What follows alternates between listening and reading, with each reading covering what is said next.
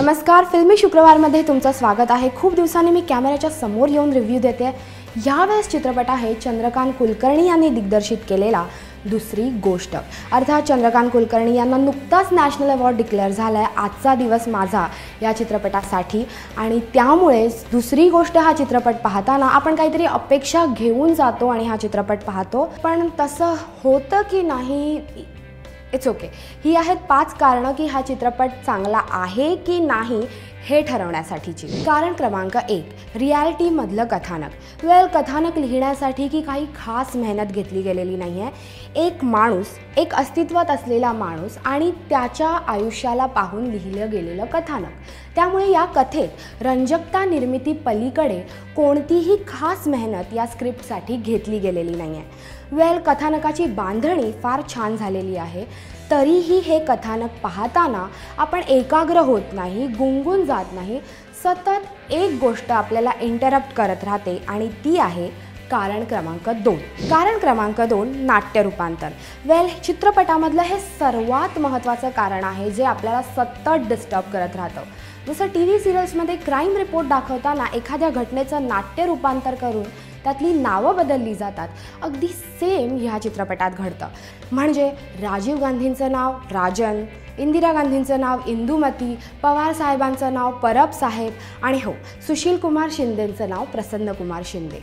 त्यामुळे कुठेतरी ह्या कथानकामध्ये गुंगून जात असताना अशासारखी नाटकी नावं आपल्या कानावर आदळतात आणि तिथे आपल्याला हसायला आल्याशिवाय राहत नाही। तिसरं आणि महत्त्वाचं कारण म्हणजे नाटकातले संवाद। काय झालं, अगदी 2 शब्दांचा हा संवाद, परंतु प्रत्येक संवाद हा भारदस्त वाटला पाहिजे या नियमानुसार अगदी काय झालं हे 2 शब्दसुद्धा एखाद्या लेजेंडरी माणसाच्या तोंडून बाहेर पडतायत असं वाटतं।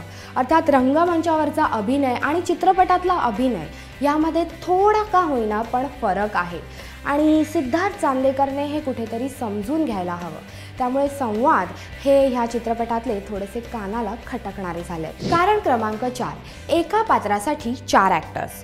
प्रसन्न कुमार शिंदे हे एक कॅरेक्टर दाखवण्यासाठी 4 ॲक्टर्सचा वापर केला गेलाय।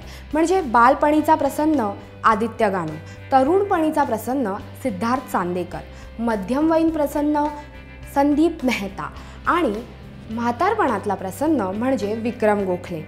हे 4 ॲक्टर्स आणि त्यांचे परफॉर्मन्स अगदी त्या कॅरेक्टरला साजेसे होते, परंतु जर सिद्धार्थ चांदेकरवरच मेकअप आणि कॉस्ट्युमचे एक्सपेरिमेंट करून हा रोल म्हातारपणापर्यंतचा करू दिला असता तर हे चॅलेंजिंग ठरलं असतं दिग्दर्शकासाठीही आणि सिद्धार्थसाठीही। 5वा आणि शेवटचा मुद्दा आहे बाकी सगळं म्हणजे संगीत, पार्श्वसंगीत छान झालंय, लोकेशन्स आणि सिनेमॅटोग्राफी ही बऱ्यापैकी चांगली झाली आहे। 26/11च्या बॅकड्रॉपवर हे कथानक सुरू होतं। अजमल कसाबला फाशी दिली जाते, हा पर्टिक्युलर इन्सिडेंट इथे आहे। त्यामुळे बऱ्याच प्रकारचे न्यूज मीडियातले फीचर्स आणि फुटेजेस इथे वापरले गेले आहेत। त्यामुळे ॲक्च्युअल सिनेमॅटोग्राफीपासून ही फुटेजेस क्वालिटीच्या मानाने थोडी कमी जास्त होतात, पण ते असो, एका राजकारणी व्यक्तीची राजकारणातली जीवनगाथा म्हणून तुम्ही या चित्रपटाकडे नक्कीच पाहू शकता आणि तशा प्रकारे तुम्ही हा चित्रपट एन्जॉय करू शकता।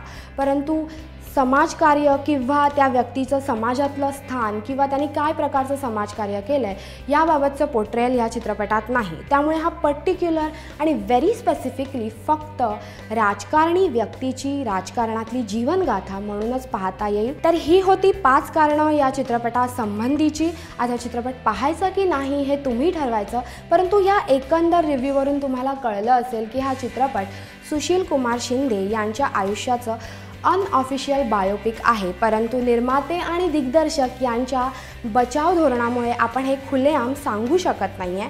पण जे सत्य आहे ते तुम्ही स्क्रीनवर स्वतःहून पाहाल आणि तुम्हालाही जाणीव होईलच। मी या चित्रपटाला देते 2 स्टार्स। तुम्ही जा आणि हा चित्रपट नक्की पहा, कसा वाटला ते आम्हाला नक्की कळवा आणि हो, आम्हाला सबस्क्राईब करायला विसरू नका Google+, फेसबुक आणि यूट्यूबवर। हा होता आजचा रिव्ह्यू। आणखी एक चित्रपट आहे सलाम, त्याचा रिव्ह्यू थोड्याच वेळात।